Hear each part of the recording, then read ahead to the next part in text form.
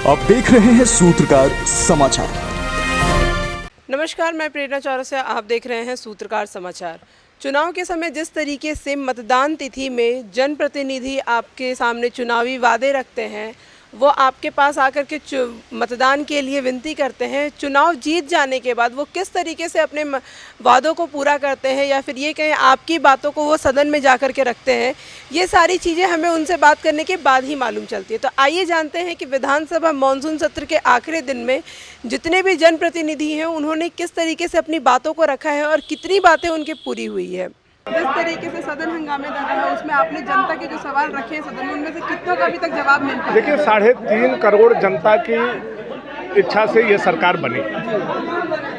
उसका उद्देश्य था कि यहाँ एक नियोजन नीति हो, यहाँ के युवाओं को नौकरी मिले, यहाँ एक स्थानीय नीति हो। दुर्भाग्य यह बात का है कि 4.25 साल हो जाने के बाद भी यह सरकार न नियोजन नीति बनाई, न स्थानीय नीति बनाई, न बेरोजगारों को नौकरी दे पाई। आपने कितने सवाल पूछे? और इस विषय को लेकर के हम लोगों ने लगातार सदन में अपने विषय को रखा है और सरकार ये बात से भाग रही है। हम लोग दौड़ा रहे हैं, सरकार भाग रही है, हम लोग दौड़ा रहे हैं, सरकार भाग रही है। आज नहीं तो कल हलक में हाथ डाल करके भी आवाज़ निकलवाना होगा, तो हम लोग इस सरकार से निकलवाएंगे नियोजन नीति पर, स्थानीय नीति पर, और सरकार को राज्य हित में ये कानून बनाने ही होंगे। जनता के जो मुद्दे रखे हैं उनका कितनों का अभी तक समाधान हो पाया? नहीं, समाधान करने के लिए हम लोग मुद्दे रखते हैं। और आप देखा हुआ सदन में आज 6 दिन का जो सदन था से किनके कारण से बाधित हुआ है ये जान जाइए। और भारतीय जनता पार्टी पीठ थपथपाती है कि हम देश को चलाएंगे, और झारखंड विधानसभा में 5-6 दिन जो चला हंगामेदार चला, इनके कारण से सारे काम बाधित हुए। तो समझिए सारी जिम्मेवारी भारतीय जनता पार्टी के 3 करोड़ जनता के प्रति उनका कोई भावना अच्छी नहीं है, इसलिए सदन को उन्होंने बाधित करते रहा है। सरकार चाहती नहीं है कि सदन चले और इसीलिए तरह तरह के हथकंडे अपनाती रही सरकार। कभी मणिपुर का रागा लापा इसमें, कभी ऐसे ऐसे बिल लेकर आ रही है जो झारखंड के नौजवानों के हित में बिल्कुल नहीं है, काला कानून लेकर आ रही। तो विपक्ष होने का हमारा धर्म है कि हम चीज़ों को, सही चीज़ों को जनता के समक्ष लाएं। हम मुख्यमंत्री से चाहते थे मुख्यमंत्री जवाब दें, लेकिन उन्होंने जवाब देना मुनासिब नहीं समझा, तो हम लोगों ने विरोध किया। आपके द्वारा जनता के जो सवाल रखे गए हैं उसमें कितना सकारात्मक और कितना नकारात्मक? मानसून सत्र में तो सवालों के जवाब नहीं मिल रहे हैं। आप देख रहे हैं 4 दिनों से भाजपा के द्वारा हंगामे हो रहे हैं, तो एक ध्यानाकर्षण छोड़ करके 2-3 ध्यानाकर्षण भी नहीं हुए हैं। प्रश्नकाल कोई पहले दिन नहीं हो रहे हैं, तो लिखित जवाब और लिखित जवाबों की विडम्बना यही है, सरकार कोई भी रही हो, कि उसमें जो वास्तविकता है और जो धरातल में है उसमें गैप काफ़ी है। जिस तरीके से सदन इतना हंगामेदार रहा है उसने में आपने जनता की जो मुद्दों को रखा है उसमें से कितनों का अभी तक समाधान या जवाब आ पाया है?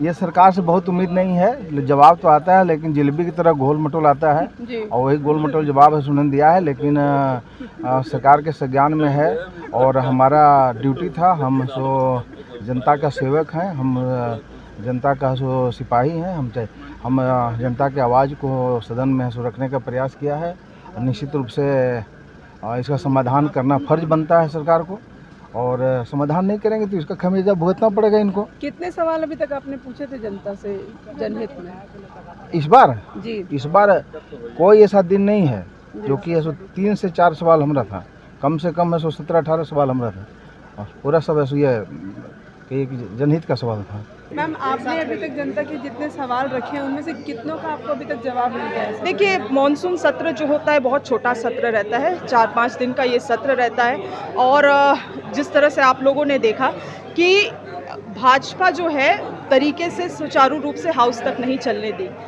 कुछ ना कुछ हरकत करके लगातार ये लोग हरकत करते रहे हाउस में, जिसके कारण हाउस अडजर्न होते रहा। और मुझे इस बात की दुख है कि इतिहास में शायद पहली बार ऐसा हुआ होगा कि जो अनुपूरक बजट आया झारखंड में, उसमें भी इन्होंने खुद से कहा कि हम लोग अनुपूरक बजट में चर्चा नहीं करेंगे। आप समझ लीजिए, जो इनका कटौती प्रस्ताव था उस पर चर्चा नहीं करेंगे ये लोग। आप समझ लीजिए कि ये लोग कितने हितैषी है झारखंड के। ये लोग कुछ चाहते ही नहीं है कि यहाँ पे सुचारू रूप से कोई काम हो। आज भी आप देख लीजिए, ये लोग गए हैं गवर्नर हाउस। हाँ, कोई भी नीति जो इस राज्य के हित में लाया जाता है, चाहे वो 1932 हो, चाहे वो इस तरह के प्रतियोगिता परीक्षाओं के लिए नीतियां हो, उन सभी को अड़चन डालने का ये काम करते हैं। और साथ ही साथ आज यही कारण है कि केंद्र सरकार भी कई सारे हमारे राज्य के फंड को रोकी हुई। सत्र इतना हंगामेदार रहा और उसमें आपने जो जनहित से रिलेटेड जितने मुद्दे उठाए उनमें से कितनों का अभी तक जवाब या समाधान आया? ये सरकार जनहित के लिए बनी ही नहीं है, इसलिए जनहित के मुद्दों से इनका कोई सरोकार है नहीं। कल भी आप लोगों ने देखा होगा इतना महत्वपूर्ण बिल इन्होंने पास किया है, लेकिन इनकी मंशा जो है ना वो कहीं से भी छात्रों के हित के लिए नहीं दिख रही है। जिस तरह से उसने क्लाउज रखा है और जिस तरह से उसमें प्रावधान रखे हैं वो पूरी तरह से दमन करने के लिए, एक तरह से जो उनकी गड़बड़ियां हैं, जो उनके कमियां हैं उसको उजागर करने के लिए अगर आप सोशल मीडिया पे भी करते हैं तो आप पे बिना किसी जांच पड़ताल के आपको जेल में डालने का अधिकार दिया गया है। तो ये पूरी तरह से तानाशाही है, हिटलरशाही है, इसका विरोध कर रहे हैं हम लोग। सुखाड़ पे हम लोग चर्चा चाहते थे, नियोजन नीति, स्थानीय नीति पे चर्चा चाहते थे, 1932 पे चर्चा चाहते थे, लेकिन ये सरकार हर सत्र में सिर्फ और सिर्फ बगल बाईपास लेकर के भाग जाती है और अंत में माननीय मुख्यमंत्री जी लंबे चौड़े भाषण दे करके अपना कैलकुलेट कर देते हैं। लेकिन सत्ता पक्ष का कहना है कि सदन आप ही लोग नहीं चलने दे रहे हैं। आप देख सकते हैं हम लोगों ने लगातार सरकार को सहयोग करने का कोशिश किया है, लगातार बात करने का कोशिश है। कार्य मंत्रणा की बैठक संसदीय परंपराओं में है। कार्य मंत्रणा की बैठक हुई, अपने माननीय सदस्य हमारे भारतीय जनता पार्टी के भी उसमें आमंत्रित थे तो वो भी गए। ये तय हुआ कि भी सोमवार के दिन कार्य मंत्रिमंडल की बैठक होगी और जो विषय उठाए गए हैं उन विषयों को लेकर के हम लोग सदन में चर्चा करेंगे, लेकिन सोमवार को फिर कार्य मंत्रिमंडल की बैठक ही नहीं बुलाएगी। अब सदन के अंदर जो लोग संशोधन नहीं डालते हैं, जो उनका भी सुन करके उनका संशोधन पास किया। प्रदीप यादव जी संशोधन जी डाले नहीं, लेकिन इनके संशोधन को ग्रहण करके इनका संशोधन को लागू कर दिया गया। तो इस तरह से सारी गतिविधियां यहाँ चल रही है जो बियॉन्ड लॉ जा करके ये सिर्फ और सिर्फ अपने वोट बैंक के लिए, अपने तुष्टिकरण की राजनीति के लिए, अपना जो है अहंकार की संतुष्टि के लिए काम कर रहे हैं।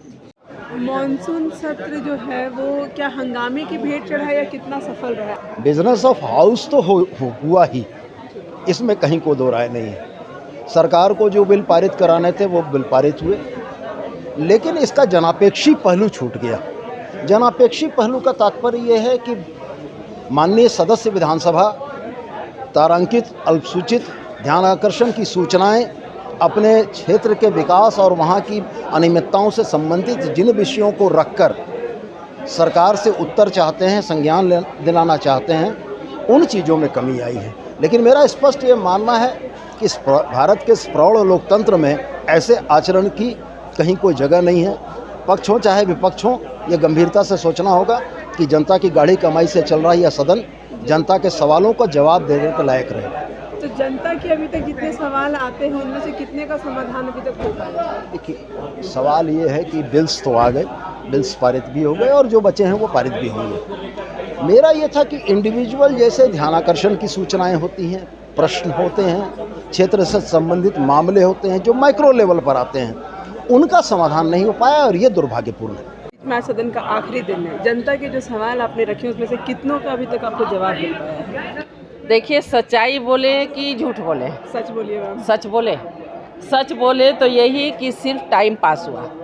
ये सरकार कभी भी किसी भी गंभीर बातों पे ध्यान देने का काम नहीं की।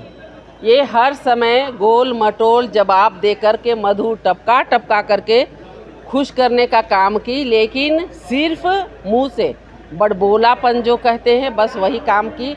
जरा सा भी जनता के समस्या पे, युवाओं के समस्याएं पे जरा सा भी कोई ध्यान देने का काम नहीं किया। पक्ष का कहना है कि विपक्ष ही सदन नहीं चलने देती है, वो चर्चाओं में नहीं रहती है। आज भी देखिए, गैर सरकारी संकल्प था, हम लोग बड़े इत्मीनान से बैठ कर के प्रश्न कर रहे थे, और ये जो बगल में अभी लड्डू बांट रहे हैं ना, वो सारे लोगों को वहाँ पर डिस्टर्ब किए। बार हम लोग ये बोलते रहे कि ये एक नई परिपाटी शुरू नहीं करे, लेकिन कोई सुनवाई नहीं। हम लोग चिल्ला रहे हैं लेकिन कोई वहाँ सुनवाई नहीं हो रहा है। तो कहीं ना कहीं सत्ता पक्ष चाहता था कि सदन नहीं चले। अपनी मांग को लेकर के यहाँ सदन के बाहर बैठे हुए हैं, लेकिन जनता की जो मांगे आपने सदन के अंदर उठाई उनमें से कितनों का समाधान अभी तक हो पाया? देखिए, आप देखे होंगे तो कई ऐसे जन मुद्दे जो हमने सदन के अंदर रखा है, चाहे वो निकाल के माध्यम से हो, तो निश्चित रूप से हम लोग का पूरा प्रयास रहता है कि जो क्षेत्र के मुद्दे हैं, जो क्षेत्रीय समस्याएं, इनका निराकरण सदन में हम लोगों के सूचना के माध्यम से हो। और इस दिशा में हम लोग कई महत्वपूर्ण काम किया। आपको याद होगा कि हमने एक 8 सितंबर 2021 को एक गैर सरकारी एक अल्पसूचित प्रश्न मेरा था, उसमें था कि झारखंड राज्य की जितनी भी वृद्ध हैं, विधवाएं हैं, दिव्यांग हैं, जो अब तक पेंशन से छूटे हुए हैं, वृद्धावस्था पेंशन या विधवा पेंशन या दिव्यांग पेंशन, उनको आच्छादित करें। और आज आप उसी प्रश्न के आलोक में सरकार के आश्वासन पर आज झारखंड राज्य में 7,65,000 वृद्ध, दिव्यांग और दिव्यांगों का कल्याण। तो निश्चित रूप से जन मुद्दे हम लोग जन समस्या से संबंधित मामले लाते हैं और कई मामलों पर सरकार का सकारात्मक रुख रहता है। और उसी सवाल का नतीजा है क्या सर्वजन पेंशन योजना है, 7,65,000 पूरे राज्य के दिव्यांग, वृद्ध और सारे लोगों का कल्याण हुआ। मतलब आपके हिसाब से जो सवाल आपने सदन में पूछे उनका सकारात्मक जवाब निश्चित आपको मिला? सकारात्मक कुछ में कई मामले में सकारात्मक आता है, कई में नहीं भी आता, लेकिन जिस मामले में आता है कुछ फ्रूटफुल भी होता है। तो निश्चित रूप से मामले आवे, सवाल आवे, सूचनाएं आए और सरकार सकारात्मक पहल करे। तो आपने देखा, इसमें देखना क्या है, जब जनप्रतिनिधि चुनाव जीत जाते हैं तो उसके बाद उन वादों का कोई भी मतलब नहीं रह जाता है। इसे हम इस तरीके से कह सकते हैं कि हाथ कंगन को आरसी क्या और पढ़े लिखे को फारसी क्या। जब चुनाव जीत जाने के बाद एक बार वो अपनी जगह पे पहुंच जाते हैं, उसके बाद जनप्रतिनिधि से किए हुए वादे उनके लिए कोई मायने नहीं रखते हैं, या फिर यूँ कहें कि उन वादों का उनके लिए कोई मतलब नहीं रह जाता है, क्योंकि जो हमने बातचीत की है उस बातचीत के बाद हमें यही कुछ समझ में आ रहा है। फिलहाल हमारी रिपोर्ट यहीं तक। ऐसी खबरों को देखने के लिए आप मेरे साथ बने रहें। मैं प्रेरणा चौरसिया, सूत्रकार समाचार। अगर आपको हमारा वीडियो पसंद आता है तो हमारे चैनल को लाइक, शेयर और सब्सक्राइब करना ना भूलें।